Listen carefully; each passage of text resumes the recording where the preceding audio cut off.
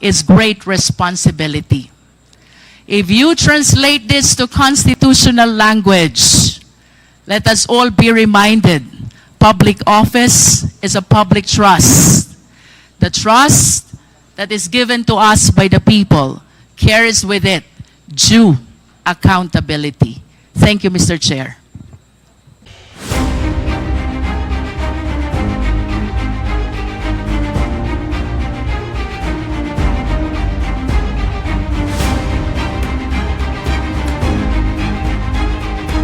Paharda.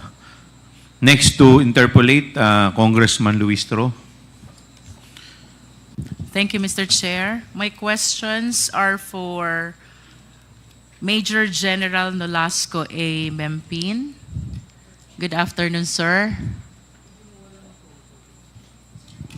Good afternoon, ma'am. Your Honor. You are the former Undersecretary for Administration of the Department of Education. That was during the stint of former Secretary, Vice President Sara Duterte. Do you confirm? Major General. Former Major General Nolasco. Nolasco, you're recognized by the chair. Mr. Chair. Mr. Chair? Please answer the question of Congresswoman Luistro. Yes, Your Honor. So you confirm having been appointed as Undersecretary for Administration of DepEd. That was during the time of former Secretary, Vice President Sara Duterte. Let us go back to your career in the AFP, General Mempin. Yes, Mr. Chair. Back in 2017, nasan po ba kayo, General Mempin? In 2017, ma'am, initially I was assigned in 10th Infantry Division as the Chief of the Governance and Strategy Management Office, effective January 2017. Then by August of the same year, I was designated as the commander of Task Force Davao in Davao City, Mr. Chair. So the first appointment in 2017 was at the 10th Infantry Division. Correct, Your Honor. Pag sinabi po ba natin, General Mempin, 10th Infantry Division, what areas are covered? The 10th Infantry Aguila Division covers whole of Region 11 and part of Region 12, part of Region 10, and part of Region 13, Caraga, Your Honor. And can you please cite some of the big provinces which are under these regions, General Mempin?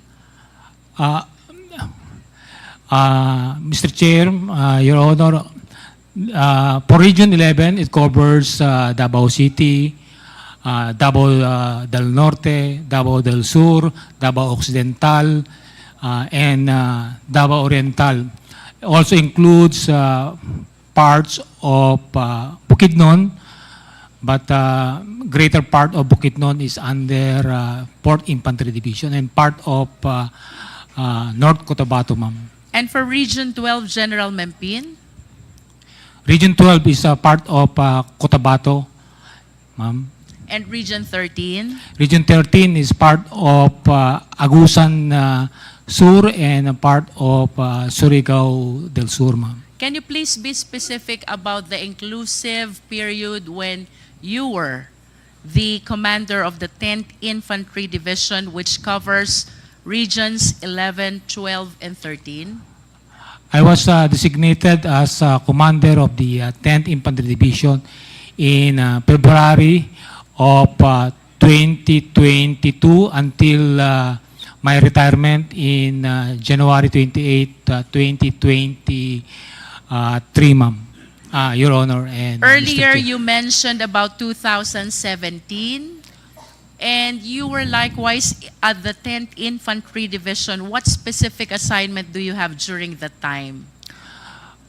From 2017, ma'am, I was assigned as the commander of Task Force Davao in charge of covering, actually it only covers the downtown Davao, in charge of the anti-terrorism unit of the armed forces because of the series of bombing. Because Task Force Davao was established in 2003.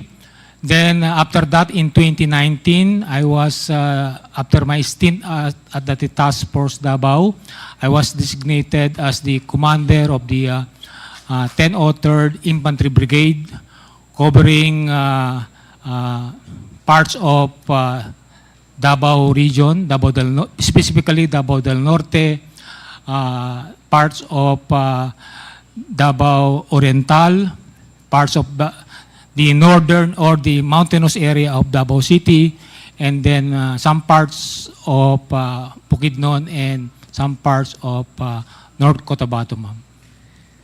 So, would it be correct to say 2017, General Mempin, you were heading the Task Force Davao, primarily in charge with Davao City and the major parts of the Davao region. Do you confirm that? Ma'am, for clarification, Mr. Chair, during my stint as Task Force Davao, it only covers the downtown because Davao City is divided into 3 areas.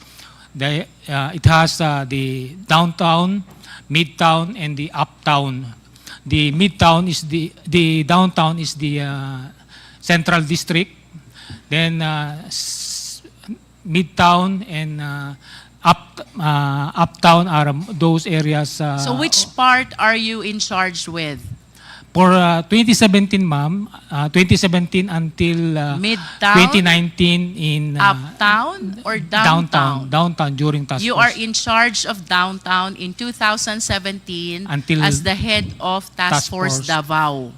Correct, ma'am. And then Your Honor. sometime in 2019, you became in charge of the 10th Infantry Brigade covering most parts of the Davao region. Not yet, ma'am. 2019, I was designated as the brigade commander. Brigade commander is under the 10th Infantry Division still, covering Davao, some parts of Davao region, specifically Davao del Norte, Davao Oriental, and not Davao Oriental, Davao del Norte. Yes, part of General, you Davao have City. stated that Yes, ma'am. already. And then for 2022, this is the time that you were in charge of the 10th Infantry Division covering the regions 11, 12, and 13. That's correct, Your Honor, Mr. Chair. And of course, I just wish to manifest that during this time, 2017 to 2022, the president was former President Rodrigo Roa Duterte. Yes, that's correct, Your Honor, Mr. Chair. And for Davao City, the mayor during that time was our Vice President, SARA Duterte. That's correct, Your Honor, Mr. Chair. And considering that you are taking care of the regions, the provinces, and the city, which are considered the hometown of the president, may I know, was there any marching order coming from the president having assigned to those places? Actually, because as member of the armed forces, our main objective is to ensure, to protect the people and secure the territory for our sovereignty. So basically for the Army or the 10th Infantry Aguila Division, our focus is on insurgency problem. While in Davao City, during my stint as Task Force Davao Commander, is for the extreme terrorism, like bombing of the extreme With all due terrorists. respect, General Mempin, I hope you will be responsive to the question because Davao, of course, is the place of the former president. So this representation is interested whether in your assignment in 2017, 2019, and 2022, all pertaining to the Davao region, mayroon po bang specific na marching order ang presidente considering that these places are his home places? I have not received any specific instructions, but Thank you, as, General Mempin. I think you have answered the question already. Thank you, Your Honor. How Mr. about Chair. any marching order from the Vice President during your stint as Task Force Davao head? The only instruction that I received during our assumption or during my assumption as Task Force Davao Commander is to have zero bombing incident, because he said if there's a bombing incident in Davao City, then you failed your mission as Commander of Task Force Davao. So zero bombing, that's the specific instructions of former Mayor Sara Duterte. Your I Honor. wish to remind you of the article which was published in Sunstar. Ang sabi po ng ating Vice Presidente noon ay City Mayor, kayo po ang head ng Task Force Davao. Don't sleep, don't breathe, don't embarrass me. Do you confirm that? That's correct. I still have the newspaper on that, ma'am. Now, please enlighten us, walk us through. During the time that you were assigned in Davao City and the rest of the other areas of Davao region, how will you describe the peace and order situation in Davao? In Davao City, ma'am, actually, when I first arrived, because I was also assigned in Davao region for a short stint in 2008, the first thing that I noticed in Davao... With all due respect, Mr. Chair, let us remind our resource speaker to be responsive to the question. We are asking General Mempin about the status of Davao with respect to the peace and order situation during your time as the head of Task Force Davao. I think that is 2017 until 2019. For the Davao, downtown Davao, ma'am, it is very peaceful, but still the threat of terrorism is there. So the existence of Task Force Davao is still In the scale needed. of 1 to 10, 1 being the lowest and 10 being the highest, how peaceful is Davao? 10, ma'am, because up to now, no 10. incident of terrorism. So that confirms the description of Colonel Garma in one of our hearings that Davao is one of the most livable city in the Philippines. You agree with that? Yes, Your Honor, Mr. Chair. And of course, you're one of the reasons why you are able to maintain, or you were able to maintain, such level of peace and order in Davao City because you were the one in charge, the partner of the LGU. May we ask, General Mempin, ano po ba ang mga programang ginawa ninyo sa Davao City to be able to achieve the level 10, the highest score in terms of peace and order that you just gave to Davao City? To be candid about it, ma'am, actually, I just continue what my predecessors have done, because when I assumed in 2017, General Mempin, kindly focus on the programs. Ano po yung programs na inyong in-implement? number one, ma'am, is continued collaboration with various stakeholders, particularly with the Muslim communities in Davao City, to ensure that there will no slippage of probable or would-be bombing incident in Davao City, ma'am. Any other programs, General Mempin? Of course, continue information awareness to all the residents, or not only residents, but people visiting Davao.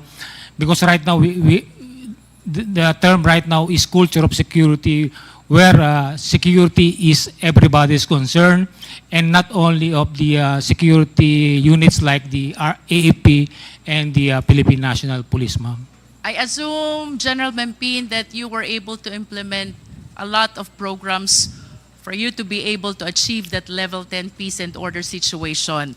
So aside from the collaboration with Muslim communities and the information awareness dissemination, can you please cite more programs? which you recall were very significant in your achievement of the level 10 peace and order in Davao City?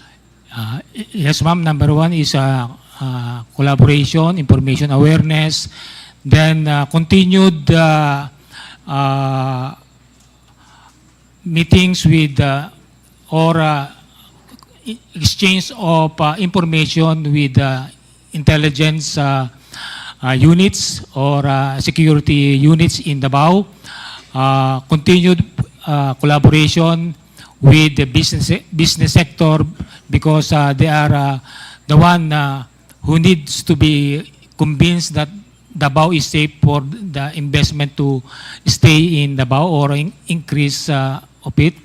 Then, of course, you continued presence because actually the word do not sleep. We continue patrols in Davao City, mobile, fixed checkpoint in Davao Airport, and even business establishment when there are major engagement.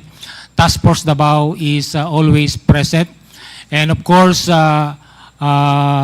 we continue to make our personnel professional because whatever programs you have, if the people, meaning our soldiers, is not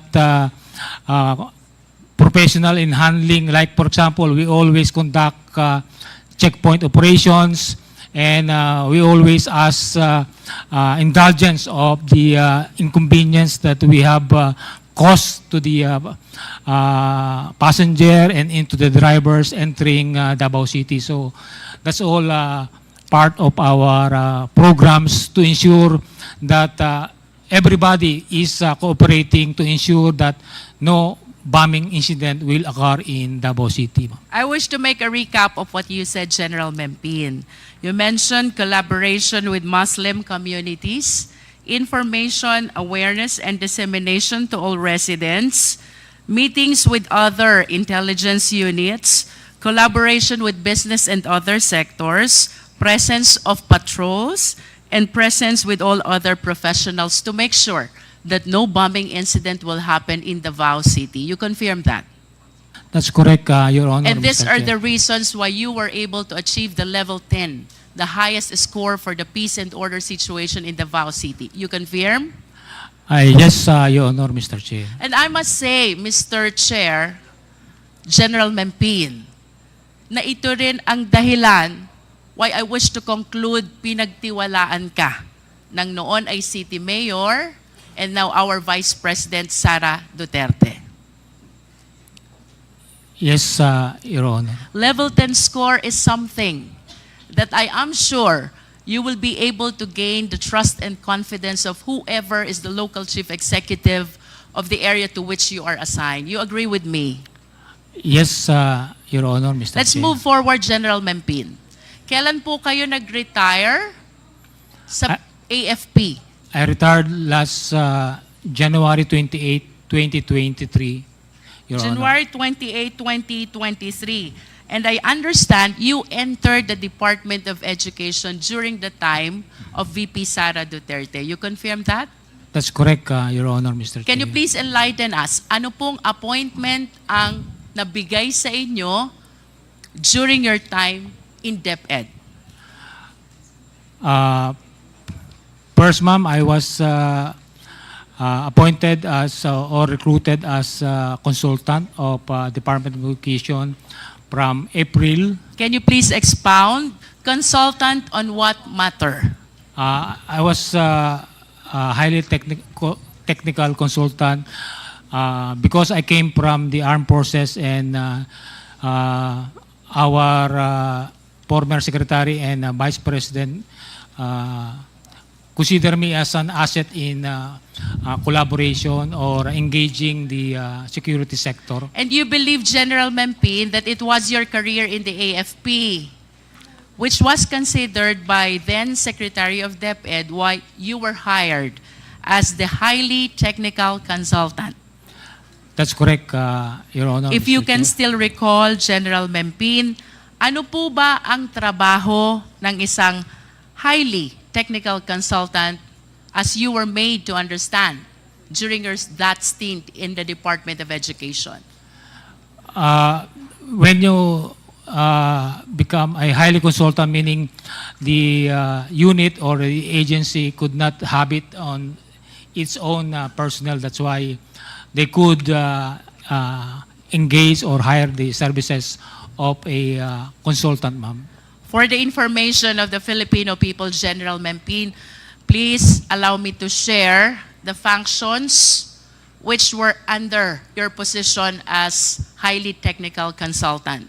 1, provide high-level policy advice on topics agenda that are confidential in nature.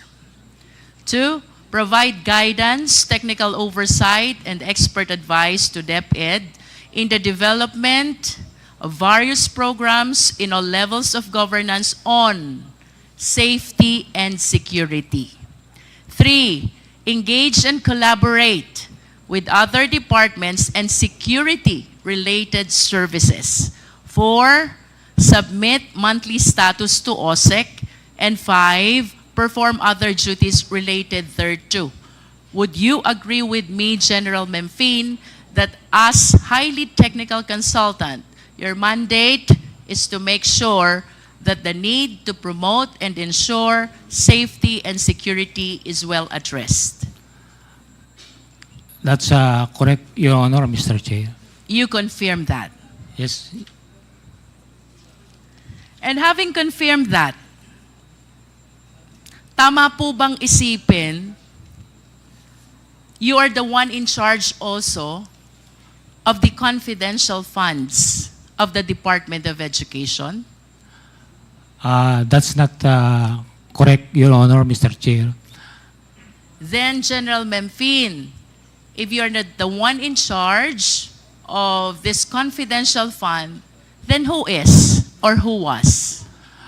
I was not aware of, because I only more on, because after April, May, when USEC for administration is open, I was again asked if I could, but I'm not part of the utilization or how the confidential part. But you agree with me, General Mempin, lahat ng trabaho na ibinigay sa inyo, hindi nyo ito kayang isagawa without the necessary funding. And the funding that is allowed for these purposes is, of course, the confidential fund.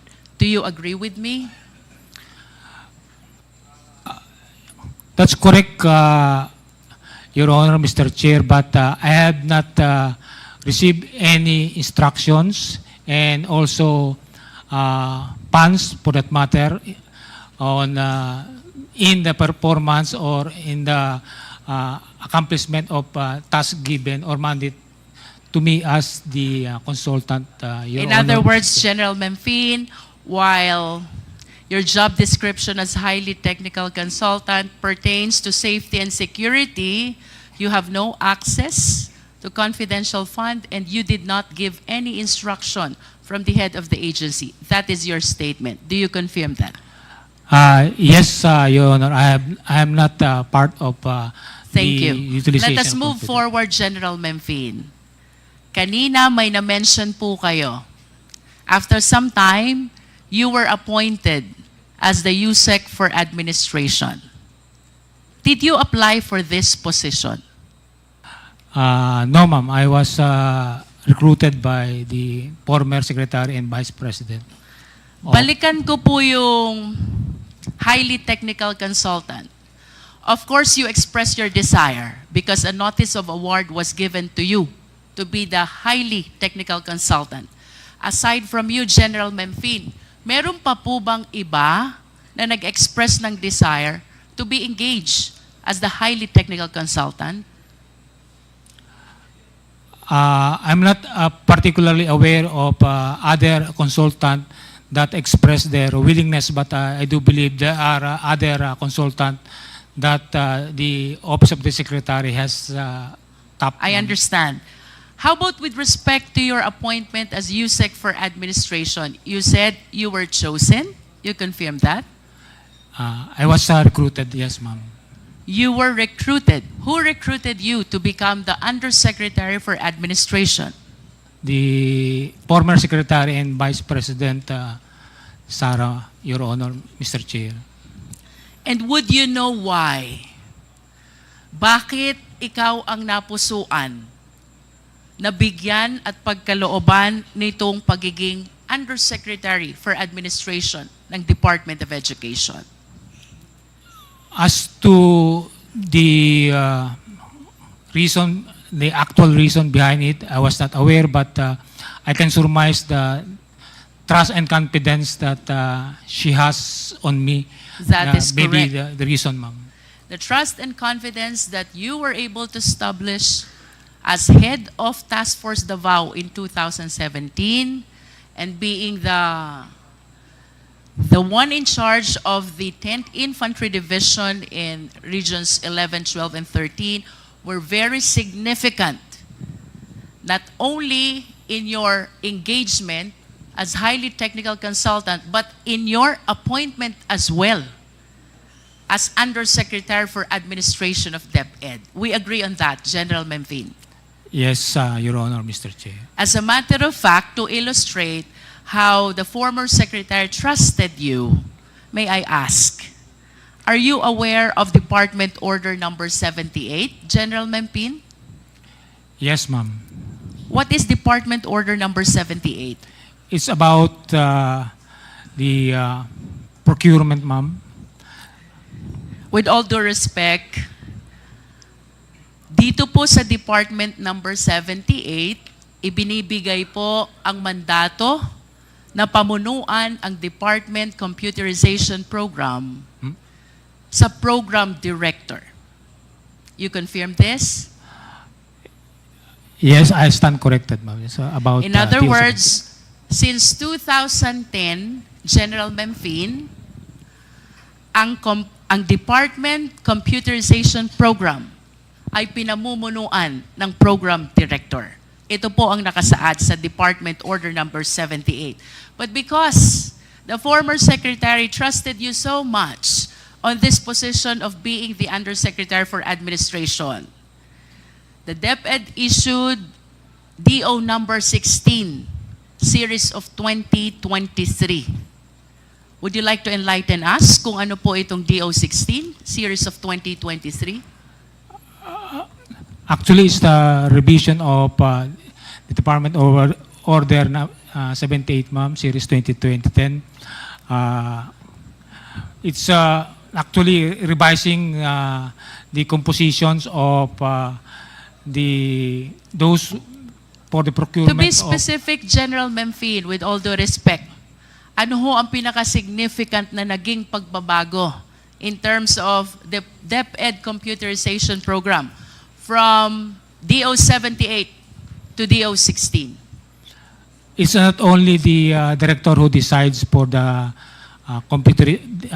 procurement of Department Computerization Program, ma'am. For the information of the committee, General Memphine, it is clear that from DO number 16, the management of the department's computerization program was transferred from the program director to the Undersecretary for Administration, and that is you, General Memphine. That is how the former secretary trusted you. A policy which has long been existing for 13 long years, 2010, was suddenly changed, transferring the management of DepEd Computerization Program from the program director to the office of the Undersecretary for Administration. Do you agree with me? Yes, ma'am. Ma'am, can I elaborate, Mr. Chair? Yes, please.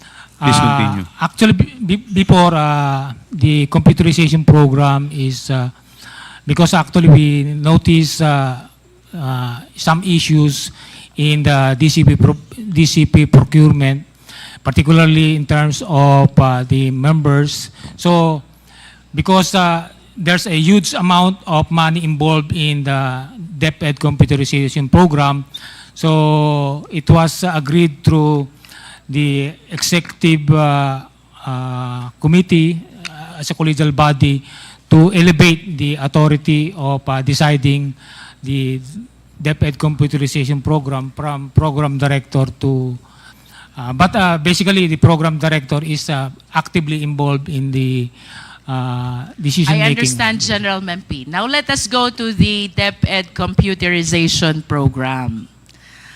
Per fiscal year 2023, mayroon po kayong report. Ang sabi nyo, the delay and underperformance in procuring the ICT packages for 2023 were mainly due to the reconfiguration of the original specification and modifications of the package contents. You agree with this? Yes. Because this is in your report.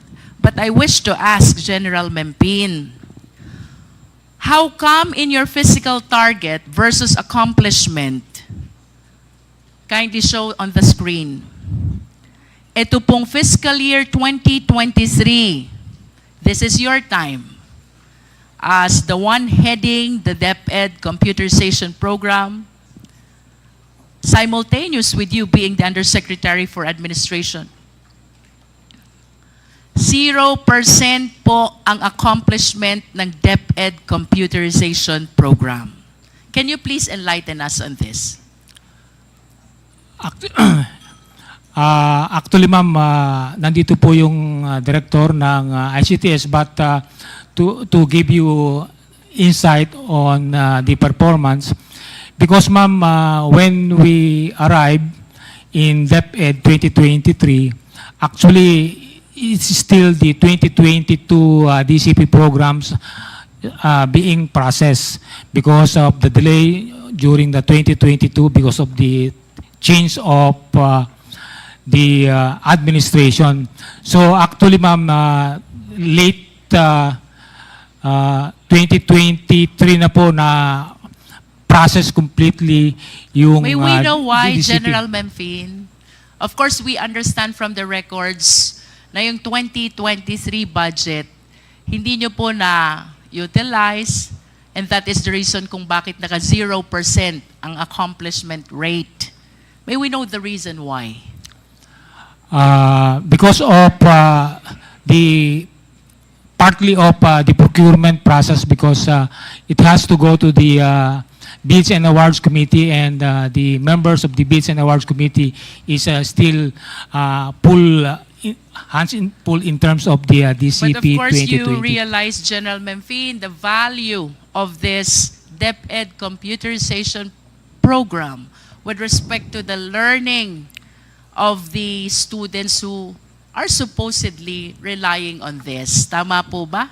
That's correct, Your Honor, Mr. And to Chair. complete the picture, General Memphine, I wish to share to the committee, mayroon po kayong na-procure 44,638 ICT packages and DepEd packages sa taong 2022 and 2023. Ngunit ayon sa annual audit report ng COA, ang na-deliver nyo lang is 16,580.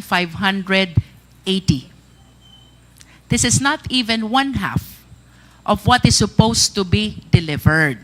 So to make it clear, General Memphine, na kapag procure po kayo ng 44,638 ICT packages, but per report of COA, ang delivered pa lang is 16,580, equivalent to 37% of the supposed accomplishment. Can you please explain this? Ma'am, Your Honor, Mr. Chair, if I may request the director of ICTS, because I was not already out of DepEd since July, so I'm not aware of the updates in terms of deliveries with regards, so that maybe General we Memphine, could have with a all good due picture. respect, the procurement happened in 2023. Yes, ma'am. Ibig sabihin, nabili na po ito. 44,638 ICT packages. You were still with DepEd. Yes, you ma'am, but resigned only last July 2024. Tama Yes, po ma'am. ba? From your perspective as Undersecretary for Administration and the one heading the DepEd Computerization Program, ano po ba naging appreciation nyo dito? Anong naging dahilan why you were way below the supposed accomplishment when in fact, ang dami nyo naman palang nabili? Or, if I may rephrase the question, nasan po yung nawawalang ICT packages? Your Honor, Mr. Chair, during the 2023, only the DCP 2022 was processed, procured, and only started delivering in late 2023.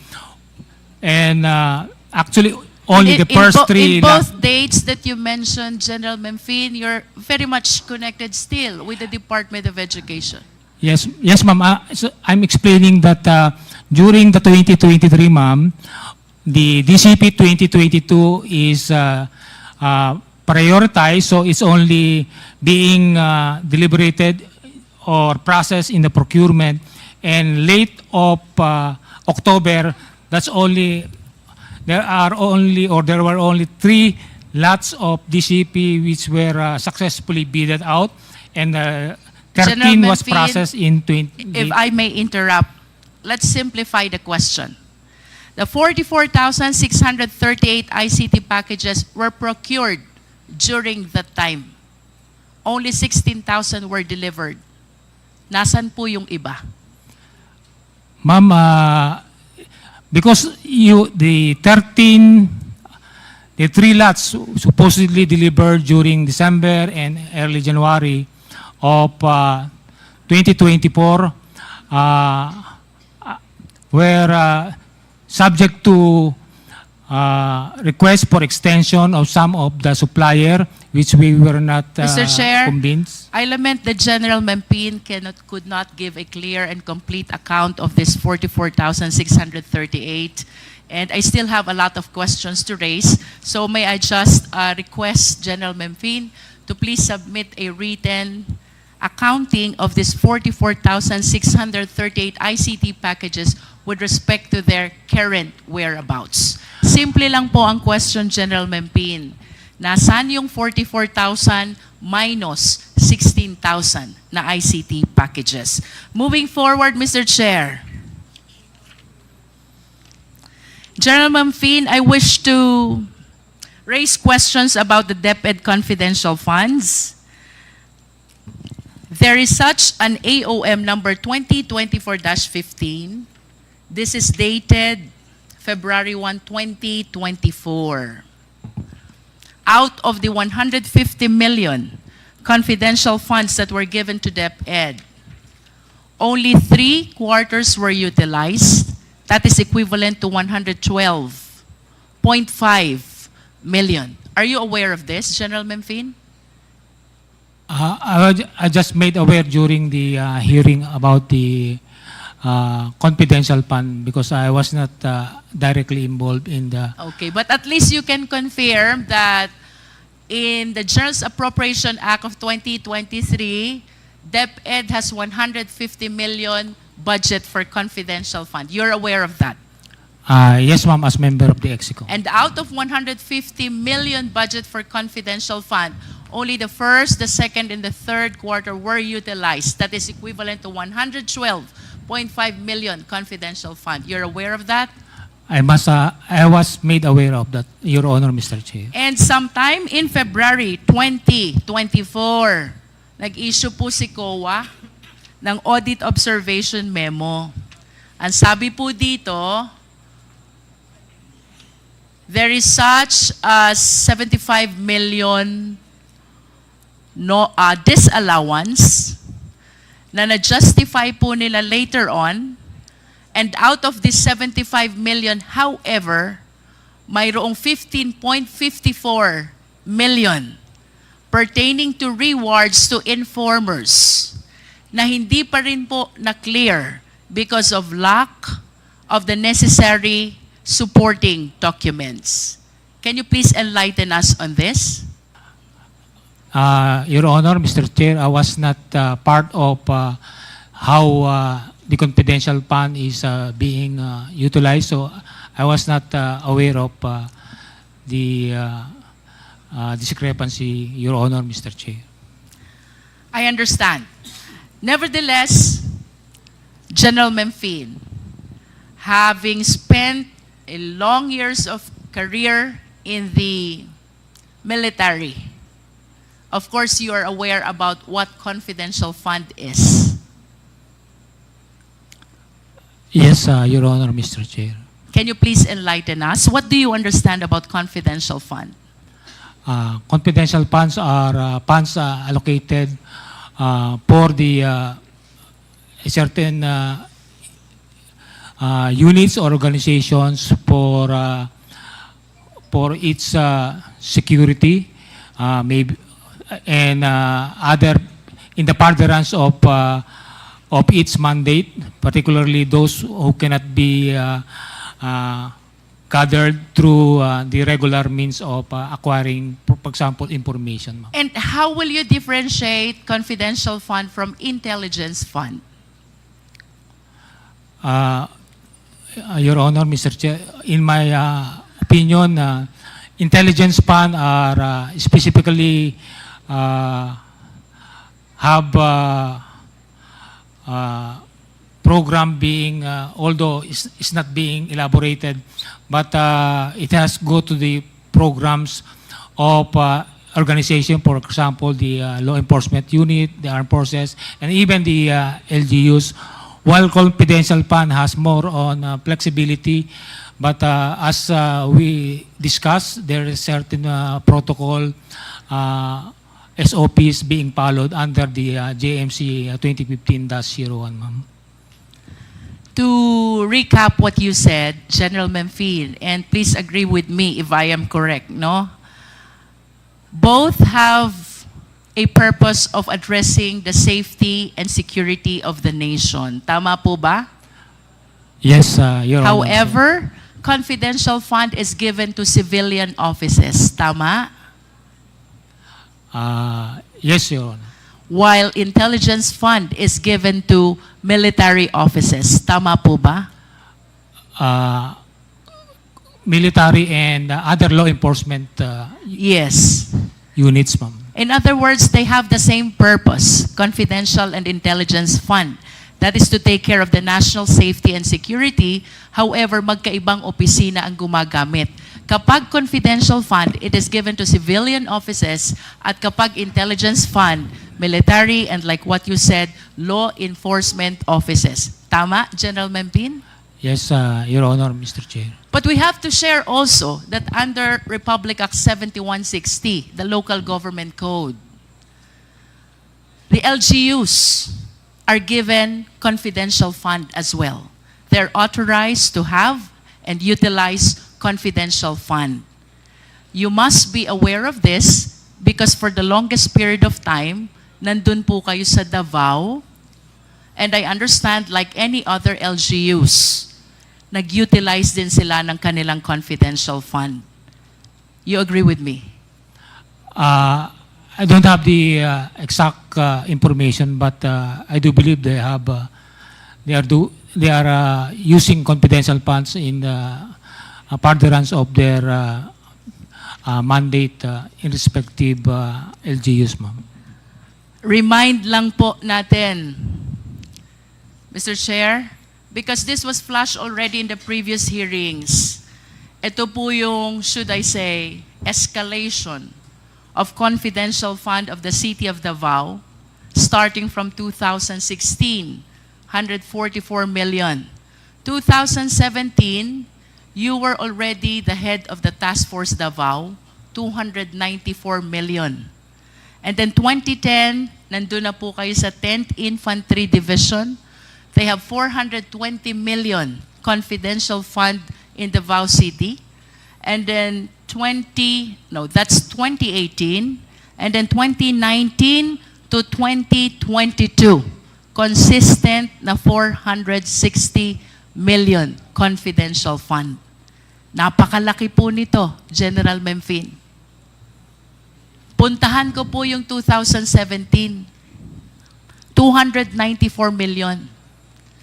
You were the head of Task Force Davao.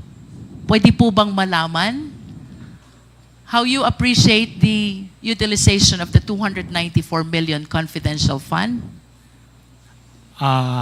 Again, ma'am, in my to be candid about it, Your Honor, Mr. Chair, I was not aware of how the confidential fund is being utilized or implemented.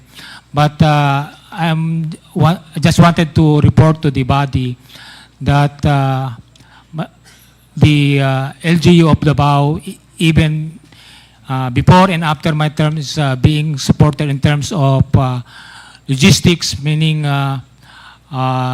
our vehicles, the maintenance of vehicles are coming from the LGU.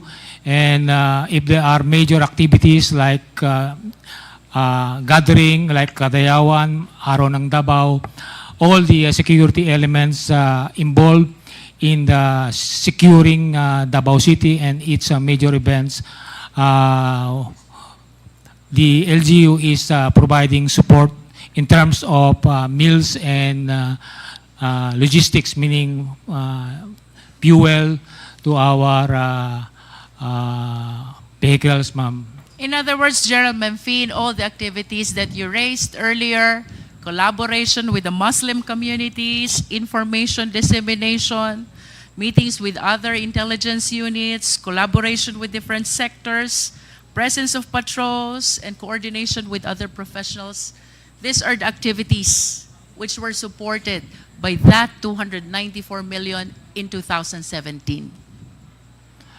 I have no idea, but because aside from Task Force Davao, there are also members of the Joint Task But Force Haribon. at least, those activities were part of the expenditures of the 294 million in 2017. Do you agree? I believe so, ma'am, but I'm not 100% sure. Thank you. Now let us go to AOM 2024-15. Ito po yung na-mention ko kanina, General Memphine, na merong disallowance na 75 million. Out of 75 million, the basis of the disallowance of 15.54 million is the lack of supporting documents for payment of rewards. Reward to informers. And in response to the AOM, nakatanggap po ang COA ng certification galing sa 4 na AFP officers. 1 is Colonel Moransing, 2 is Lieutenant Colonel Sangdaan, 3 is Colonel Panopio, and 4 is Major General Bahaw. Mayroon pong pinapa-explain ang COA na 15 million. This is about payment of reward to informers, and then in response, nag-submit po ang DepEd ng 4 na certification. General Memphine, can you please enlighten us? What are these certifications all about? Your Honor, Mr. Chair, the certification that I was asked to coordinate with commanders on the area with regards to the conduct of the Youth Leadership Summit are present here. And I was just asked to get the feedback from these units of the Army in particular of how they conduct the Youth Leadership Summit in their respective area and how effective it in securing or ensuring that these student out of school youth and even indigenous peoples, youth of indigenous peoples are protected, no? because that's one of the thrust of also of Department of Education, that our youth be able to be a productive citizens of our country. Thank you. Now let us go to Colonel Boransing. Colonel Boransing, there is a certification here, signed by you, I suppose. This is dated January 1, 2024. You are certifying about the 8 activities for the Youth Leadership Summit with 531 participants, as well as information education campaign with 53 activities and 9,428 participants. Do you confirm this? Colonel Boransing, you are recognized. Thank you, Mr. Chair. I confirm that, Mr. Chair. I observe that the certification is addressed to whom it may concern. And then at the end of the body, it says, for the commander. Kanino ho ba talaga naka-address itong certification na ito, Colonel? If I may, Mr. Chair, I'd like to explain about the certification. Please continue, Yes, Mr. Colonel this, Boransing. Our job, the 1st Infantry Division covers the whole of Zamboanga Peninsula and both Lanao provinces, Mr. Chair, with all due respect, Colonel, Yes, I was. I have a limited time, so kindly give a responsive answer to the questions that are being raised. Ang tanong ko po, Colonel, kanino ho ba naka-address itong certification? Sa taas po, to whom it may concern. Sa baba, for the commander. Yes, Mr. Chair, this was asked by the DepEd, and this is our standard format for May all. we know who in particular in DepEd asked for this certification? USEC Mempin. USEC Mempin. Yes, Mr. Chair. And that is the standard certification because of our multi-stakeholder activities on the ground. A lot of other agencies ask for certifications.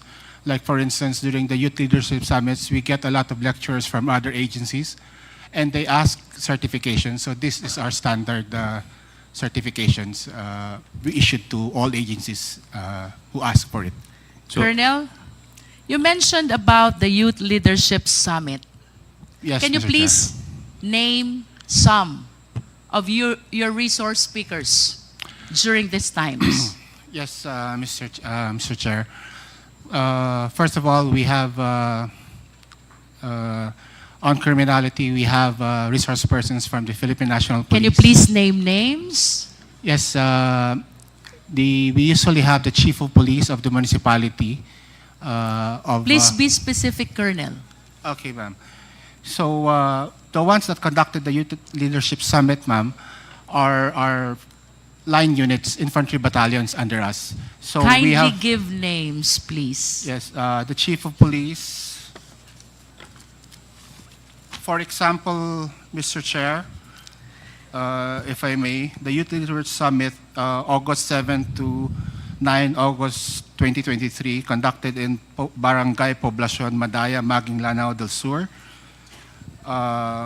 Mr. Chair, there are 8 Youth Leadership Summit, so at the very least, I'm expecting 8 names who were the resource speakers during that time. Yes, ma'am. If I may continue to read it, ma'am, it's in the report. Kindly limit the answer, Please Colonel, continue, to the Colonel. question. So Boransing. we have the municipal mayor of Masio, Lanao del Sur. We have also, Do you have the date also? Can you please cite the date also? yes, ma'am. As I earlier said, Date of YLS and then the resource speaker. yes, ma'am. As I earlier said, this one is August 7 to 9, 2023. The venue was in Maging, Lanao del Sur. So we have Staff Sergeant Bacquiao, Lieutenant Colonel Miondas. We have Private De La Rosa, Lieutenant Colonel So how Siak. many resource speakers do you have for every Youth Leadership Summit? It depends on the commanders. For instance, in local terrorist groups where in Lanao, it can range anywhere from 5 to 10. Is that the first, the one dated August? That's your first YSL? YLS. YLS. For 2023, the first one was in May. It was in Zamboanga del Sur province. 2023, the first one was May. Yes. And then? Then we have the second one is 16 June 2023. This was in Lanao del Sur, the municipality of Bubong. And then the third? We have July 26 for the 44th Infantry Battalion in Cabasalan, Zamboanga, Sibugay Province, Mr. Chair. Then we fifth? have July 29 in the Digkilaan National High School, Iligan City. Sixth? Then on September 29, we have in Barangay Pugan, Concepcion, Misamis Occidental. Then December 12, we had in Barangay D1, Dipolog City, Zamboanga del Norte. And as I earlier mentioned, another one in Zamboanga del Sur, this time in Dumingag municipality, ma'am. So those are 8 that were conducted in the various areas. Mr. Chair, with the manifestation of Colonel Buransing, I respectfully move that we issue subpoena duces tecum to the head of the schools. Are they schools? No, ma'am. Not all of them are schools. One is Digkalaan. So what are they if they are not schools? Like for instance, the first one last May was conducted in a barangay, in a sitio, ma'am. So Mr. Chair, I am moving for the issuance of subpoena duces tecum either to head of the school or barangay, which became the recipient of the Youth Leadership Summit Yes, conducted by Colonel Buransing. Yes, ma'am. Now let's go to... There's a motion by Honorable Congressman Luistro to issue a subpoena duces tecum to the head of school or barangay, Second, Mr. Chair. subject to the YLS. Youth Leadership Summit conducted by Colonel Buransing. Is there any Second, Mr. Chair. Duly seconded by Honorable Flores. Is there any objection? Hearing none, the motion is carried. May we request as well, Mr. Chair, that the documents in the possession of Colonel Buransing, which I believe pertains to the Youth Leadership Summit, be submitted to the committee? Mr. Chair, according to the Freedom of Information Act, since these are confidential, we can share it, but if we follow the Act, the Philippine Army or the General Headquarters Armed Forces would like to ask a written request from the committee, which is according to the Freedom of Information Act. Then we will provide. COMSEC is requested to draft a letter Thank you, Mr. as Chair. requested by Colonel Buransing. Please continue, Congressman Luistro. Mr. Chair, I wish to direct the next question to Lieutenant Sangdaan. Lieutenant, kindly occupy one of the seats.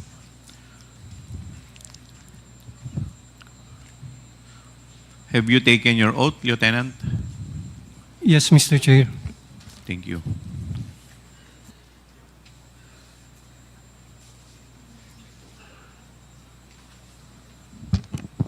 Lieutenant Sangdaan, I have here a certification which bears your signature, I suppose. This is about the 22 activities for the Youth Leadership Summit and 49 activities for the Information Education Campaign. This was held in the provinces of Ilocos Norte and Ilocos Sur, as well as La Union. Do you confirm this certification? Yes, Mr. Chair, Your Honor.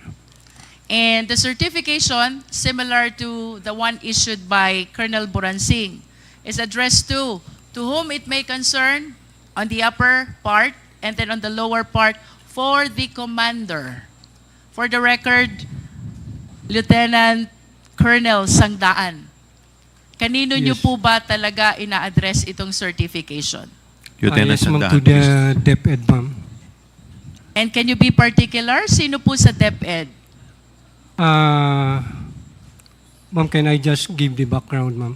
That was the instruction of I- my commander, and according to my commander, it was Major General Mempin who Okay, requested. you answered the question already. Yes, ma'am. And similar to the questions which I raised to Colonel Buransing, do Yes, you ma'am. have also some documents with you which Ma- can provide details about the recipient of this 22 Youth Leadership Summit? Ma'am, right now, ma'am, I don't have the documents because I am no longer with the 5th Infantry Division, ma'am. I'm already reassigned to GHQ. But Lit- I assure you, ma'am, that You can there are produce. documents in You can the 5th produce. Infantry. Yes, ma'am. Okay. May I just state for the record, Mr. Chair, that Lieutenant Colonel Sangdaan manifested his commitment to submit the document about the 22 activities for Youth Leadership Summit. Yes, ma'am. Just like what Colonel Buransing have said a while ago, ma'am. I think it's much better for the Yes, we Secretary. will. We Yes, will, ma'am. Lieutenant Colonel. Yes, What is The important, manifestation Lieutenant of Colonel? Colonel Sangdahan for the committee to write a letter. Yun po ba yung gusto ninyo? Yes, ma'am. Yes, Okay. sir. Yes, sir. Yes, The Mr. Chair. COMSEC is directed to please write a letter requesting for the documents as requested by Congresswoman Luistro. Please continue, Congresswoman Luistro. But at least, Lieutenant Colonel Sangdaan, can you name some of those 22 activities? Yung naaalala nyo lang po, because this is quite a lot compared to the one which Colonel Buransing had. He had only 8. You had 22. Ma'am, actually, these YLS were conducted by the line units of the 5th Infantry Division, sir. Ma'am, just like the 5 Offers Brigade, the 5th CMO Battalion, and other infantry battalions in the area, ma'am. As to the specific of which, ma'am, hindi ko na ma-remember, ma'am. You mentioned which infantry division conducted this? 5th Infantry Division. Saan po ba kayo kasama? Sa 5th po ba? 5th Infantry Division, ma'am, as a staff of the 5th Infantry Division, ma'am. As one of the staff of the Yes, 5th yes. Infantry Division. But I suppose that since you were the one who certified, you're supposed to have a personal knowledge of what happened. We base it on our records, ma'am, on our tabulated records. Do you intend to tell us, Lieutenant Colonel, that you were not the one who actually conducted this Youth Leadership Summit? Yes, ma'am. The line units, ma'am, were the one who conducted those activities. If it is not you, then who? The different battalions, ma'am. For example, ma'am, the 77th IB, the 5th CMO Battalion, Bakit po kayo ang nag-issue ng certification? we have the tabulated data, ma'am. Yes, I understand. But for one to be able to issue a certification, dapat alam nyo. Dapat may knowledge kayo. Yes, ma'am. We As a have, matter of fact, this is an inquiry in aid of legislation. You were sworn in before we started the hearing, and this will elevate the status of being a sworn certification already. yes, ma'am. Bakit po kayo nag-issue ng certification kung wala kayong personal knowledge? Nag-certify kayo, may 22 Youth Leadership Summit, tapos hindi nyo po ito personally nalalaman. Is that what you wanted to say? We have personal knowledge, ma'am, because we have it in our data, ma'am. that the different line units. You are aware of the data only, Oh, sir, that are but different. not of the occurrence. Magkaiba po yun. Ganon din, ma'am, sa occurrence, ma'am. You are That aware of the occurrence as well. Yes, ma'am, that it was really conducted. Okay, balikan po ulit natin yung question ko. Name some of the Youth Leadership Summit that you conducted, if you are aware of the occurrence. Just like in San Mariano, Isabela, ma'am, we have conducted the YLS there, Barangay po iyan, municipal, ma'am. municipal. Ang recipient po natin, sino? Sino pong audience nyo doon? Sino Ah. pong participants? The youth from the municipality of San Mariano, there were participants from the students in San Mariano, and even out of school youth. Okay. Any Yes, ma'am. other? Any other YLS that you can recall?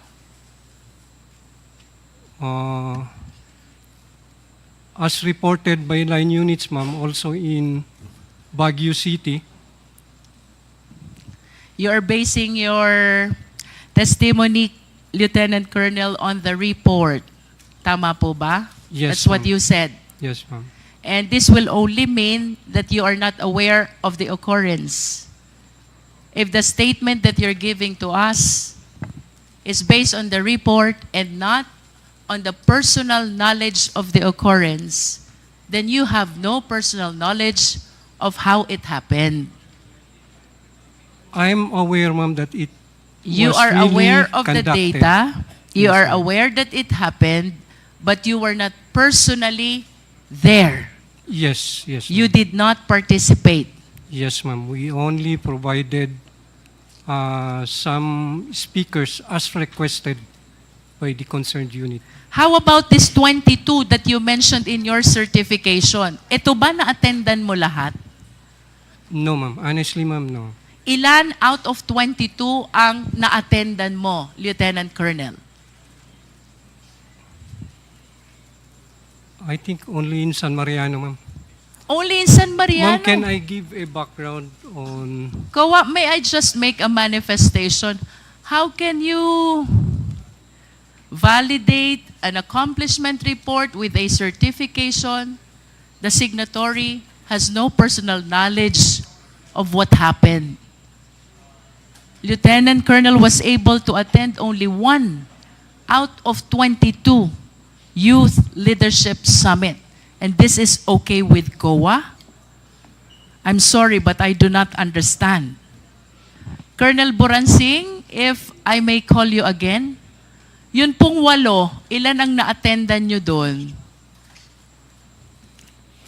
Colonel Boransing.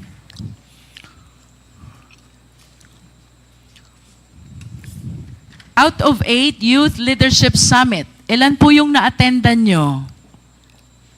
Colonel Boransing, you're recognized. Yes, Mr. Chair. I was only able to attend one. So that means that you have no personal knowledge as well I have of all the 8 Youth Leadership Summit that happened. I have personal knowledge of this, ma'am. Mr. Chair, if I may explain lang po, the structure of my position is I'm the G7 of the Infantry Division. So the Infantry Division has 3 infantry brigades. They control 3, one has 4 provinces, the other has 1 province, and the other brigade has 1 province. So I am in charge of supervising. I am the Civil Military Operations Officer, Mr. Chair. So I closely monitor, we all closely monitor the program of the Youth Leadership Summit to ensure that it is multi-stakeholder and it fits the objectives of the program. So we have personal knowledge.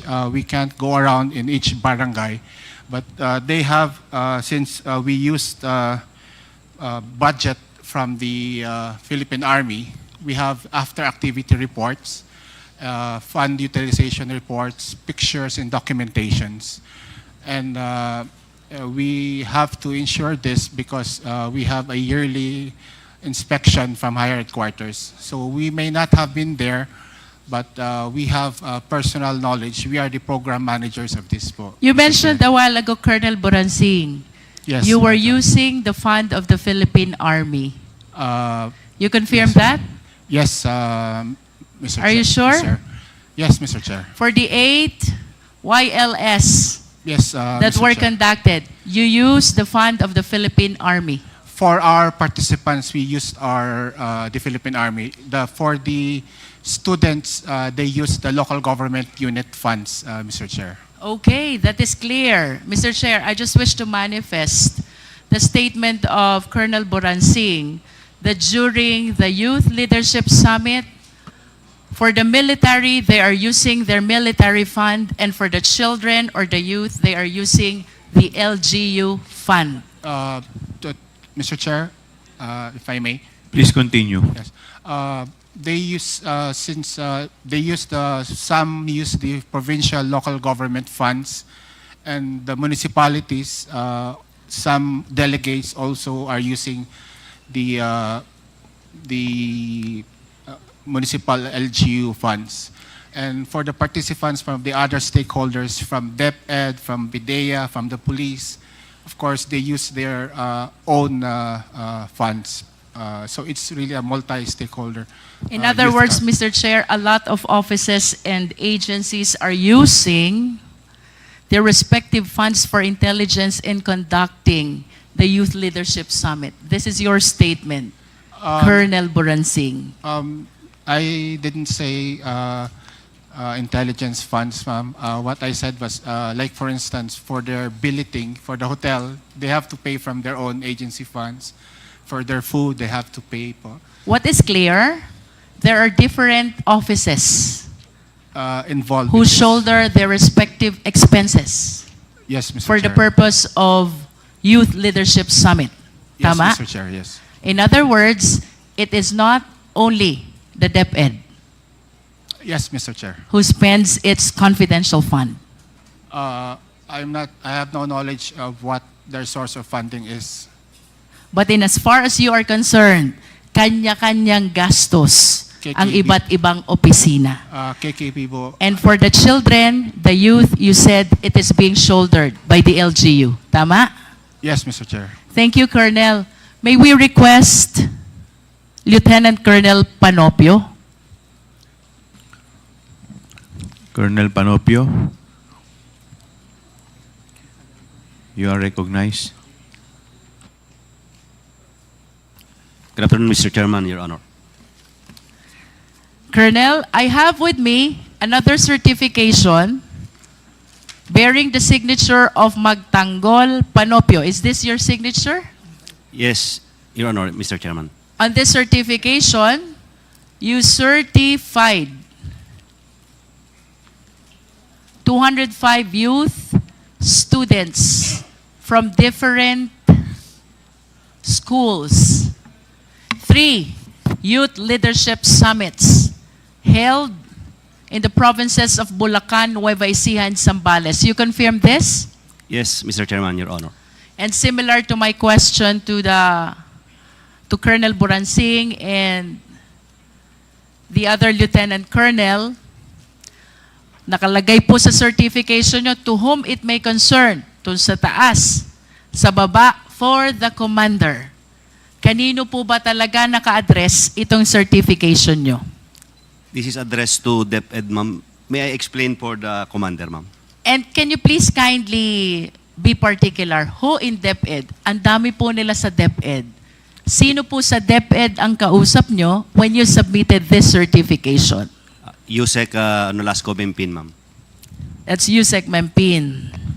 Okay. And can you please substantiate as well the 3 youth leadership summit that you conducted in your province? Ikaw ba nakaparticipate dito?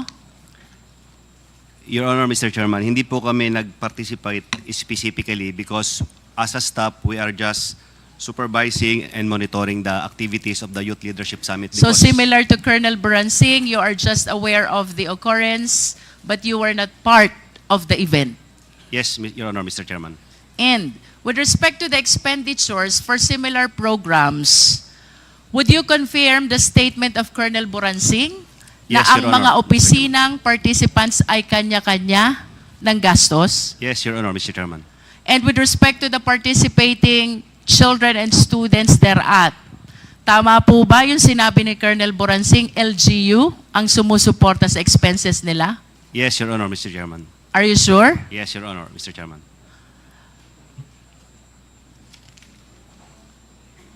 Can we recall Lieutenant Colonel Sangdaan?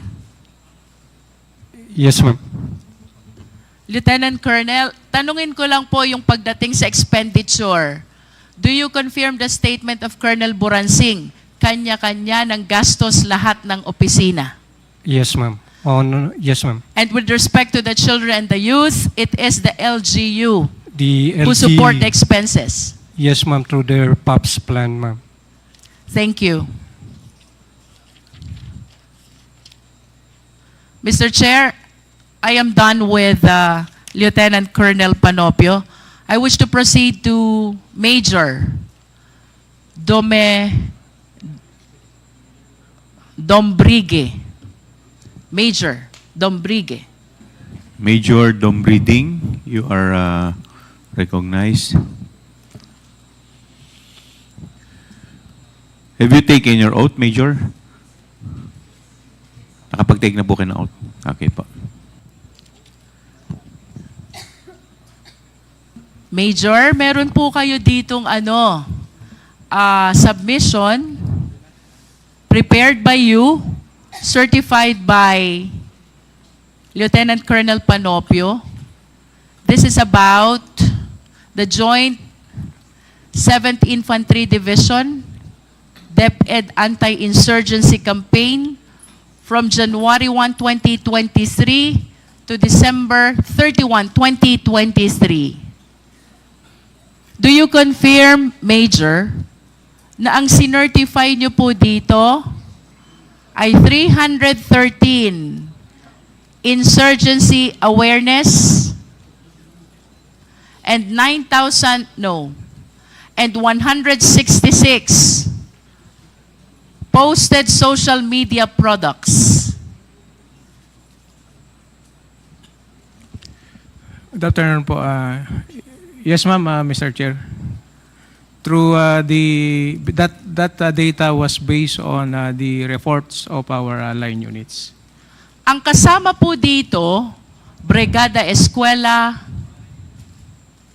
insurgency awareness, environmental protection, shared and posted social media products. And then you also have number of health-related activities. Ang dami po nito, Major. Tanong, saan po nang gagaling yung pondong ginagamit nyo for all of this? Ma'am, most of that funds was under the POPs on the APB of our line units. Ano po yung POPs? Please enlighten us. Projects, activities, and programs po. And can you please tell us which agency is this?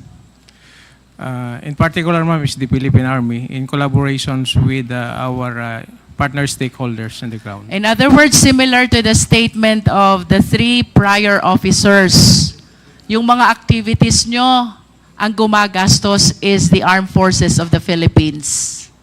Tama po ba? Yes, ma'am, Your Honor. And as far as your counterpart is concerned, tama po? Opo, ma'am. At paano nyo po ba ginagawa itong anti-insurgency awareness?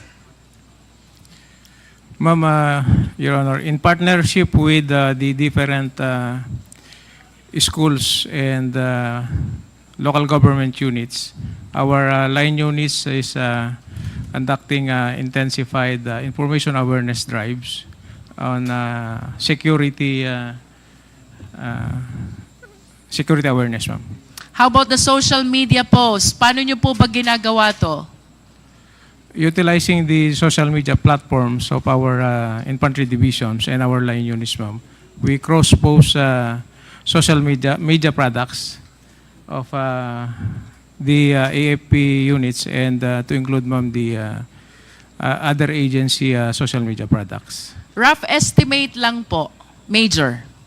Sa tingin nyo po, itong mga reported activities nyo na to, total of 9,712, the activities I mentioned earlier. If you're aware, mga magkano po ang nagastos na pondo ng AFP dito? Ma'am, with that figure, the number of anti-insurgency flyers distributed, a very minimal expenses lang po dahil printed flyers lang po ito dun with the bond paper po. You're During saying our awareness minimal. drive. You're saying minimal. Minimal expense. You said that? Yes, ma'am. And it will no way reach 15 million. Tama? Hindi po, ma'am. Hindi. Hindi po. No way. No way. Thank you. Mr. Chair, gusto ko pong balikan si General Mempin. General Mempin, you are I'm about to recognized. wrap up, Mr. Chair. Yes, Your Honor, Mr. Chair. General, kanina po sabi nyo, hindi nyo alam yung confidential fund. You That's still correct. confirm that? That's correct, Your Honor, Mr. But I Chair. hope you understand that the certifications which I confirm from the AFP officers, the 4 of them, pertains to the expenditure of 15 million taken from the confidential fund. And according to them, those certifications were required by you. Your Honor, Mr. Chair, actually I was asked by the Officer of the Secretary to ask for certification coming from these units.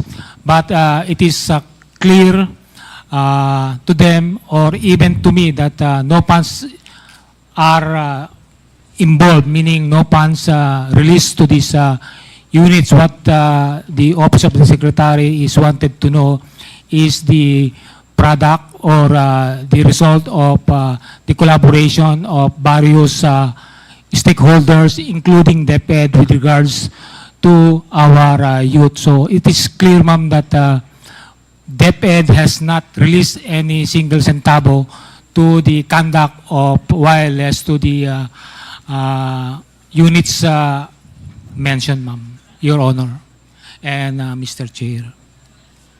If you are saying, General Mempin, na walang nirelease na pondo ang DepEd dito po sa Youth Leadership Summits,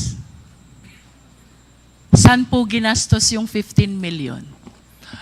That's, Your Honor, Mr. Chair, that was, I was not aware of it because the task given to me is just to coordinate because to be candid about it, the commanders of Colonel Boransing, Colonel Panopio, and Lieutenant Colonel Sangdaan are my former colleagues or classmates in the Philippine Military Academy. Mr. Chair, I wish to ask the COA, Attorney Camora, tama ba ang understanding ko? Sa AOM, may disallowance na 75 million. Out of 75 million, you are asking for supporting documents of the 15 million which were paid as rewards to informers. Attorney Camora, you are recognized. Yes, Mr. Chair. And in response to that supporting documents, the DepEd submitted these certifications about the Youth Leadership Summit. Tama ba? Yes, Mr. Chair. In other words, these certifications submitted by the AFP officers are being used as justification for the 15 million utilization paid as reward to informers. Tama po ba? Yes, Mr. Chair. General Mempin, your statement is completely contradictory to the stand and position of COA.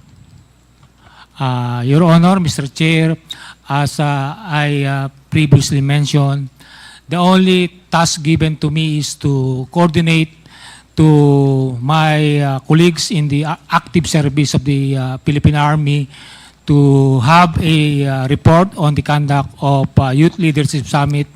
But as to the utilization or disbursement of 15 million payment to informers, I was not made aware of it, and I have no knowledge that this certification is for the payment of informers. Your Honor and Mr. Chair. General Mempin, I understand we also have Major General Bahaw. You have a letter here, General Bahaw. This is about the 9 Youth Leadership Summits. Kanino nyo po ito in-address? Good morning, ma'am. Good morning, Mr. Chair. May I be recognized? Major General Bahaw, you're recognized. Thank you, Mr. Chair. Ma'am, I addressed the letter to Yusek Nolasco Mempin po, updating him of the YLS conducted in my division then.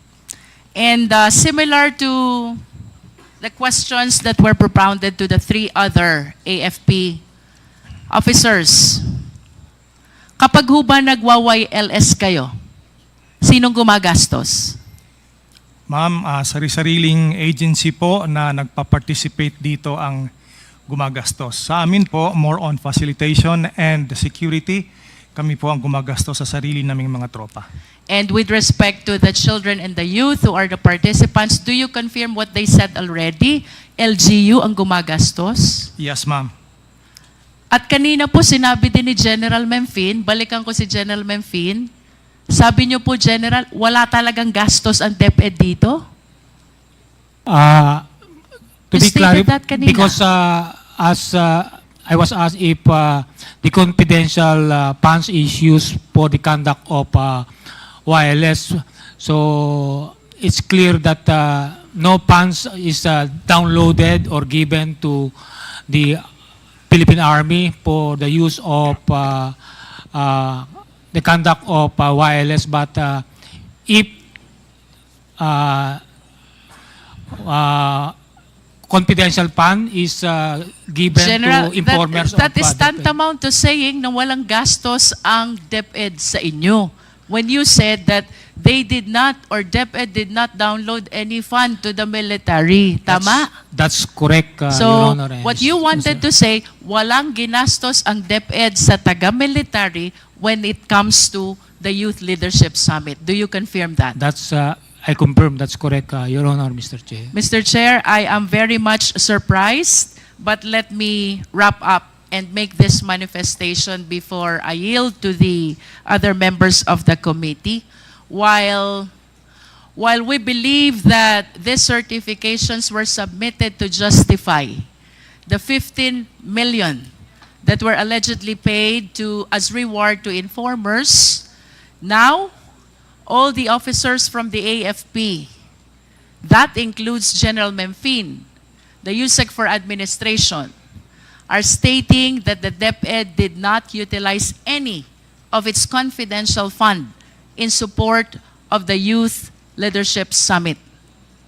These statements, Mr. Chair, are completely contradictory to what DepEd has made the COA believe in the submission of all these certifications. Mr. Chair, to proceed, let us all be reminded, ito pong confidential fund na ito, pera ng taong bayan. We, all of us, are accountable to the Filipino citizens. Public office is a public trust. We should be accountable to the people at all times. And I do not understand why these people who are supposed to explain the 15 million is totally unaware of the same, because they are saying that they never use the DepEd fund and what they use is the fund of the AFP.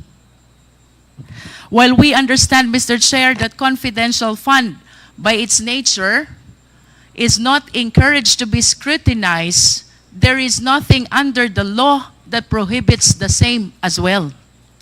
There are important observations, Mr. Chair. Number one, among all civilian agencies, DepEd is one of the very few with confidential fund.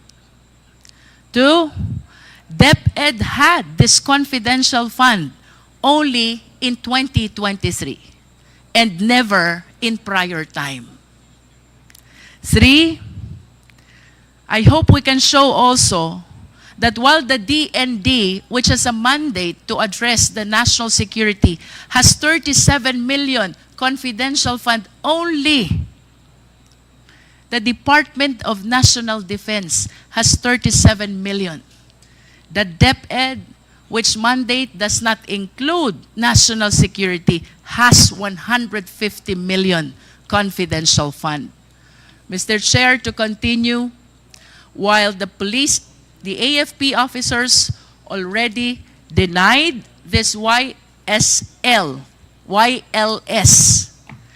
having been supported by DepEd, 15.54 million po ang amount that the DepEd is trying to justify in making use of the certifications that were submitted by the AFP. Number 5, Mr. Chair, prior to 2016, pag ang pinag-usapan po natin ay Youth Leadership Summit, it is the AFP who leads and they just coordinate with DepEd. But on the report that was given by COA, it seems to appear that the one leading the Youth Leadership Summit is the DepEd in coordination with AFP. Paligtad po ito. Number 6, Mr. Chair, I do not want to preempt any conclusion. However, Mr. Chair, General Mempin spent 2017 to 2023 of his AFP career in Davao City and Davao region. During this time, the former president is the president and our vice president is the mayor. During those time, Mr. Chair, Davao City, while it is authorized to have and to utilize confidential fund, I believe has one of the highest confidential fund among the LGUs in the entire country. I hope the Secretariat can produce the data. I wish to ask, Mr. Chair, ito bang lahat ng ito ay coincidences? Given this observation, let us all be reminded that the leeway that is being given to confidential fund is to be able to address a very important concern, and that is national security of the country. No more, no less. The procurement and the liquidation were made liberal in recognition of the significance of the purpose of the confidential fund. However, Mr. Chair, if there are glaring indications of irregularity already, as those that we have mentioned, plus the admission of the AFP, is it not that COA should address its mandate of making sure that all receipts and all expenditures are duly accounted for the Filipino people? Question number 1, since when has irregularity in confidential fund been happening? 2, what has COA done so far with respect to its accounting rules in order to address the irregularity? And 3, will COA simply brush aside these irregularities, especially with the admission of the AFP that they were the one who spent for the 15 million Youth Leadership Summit and not the Department of Education? Let us remember, regardless of which office in the government we belong, public trust always carries accountability. To tone down the mood of our investigation at para mas maintindihan po ako ng mga tao, mayroon hong prominent na line sa pelikulang Star Wars. Ang sabi, comes with great power is great responsibility. If you translate this to constitutional language, let us all be reminded, public office is a public trust. The trust that is given to us by the people carries with it due accountability. Thank you, Mr. Chair.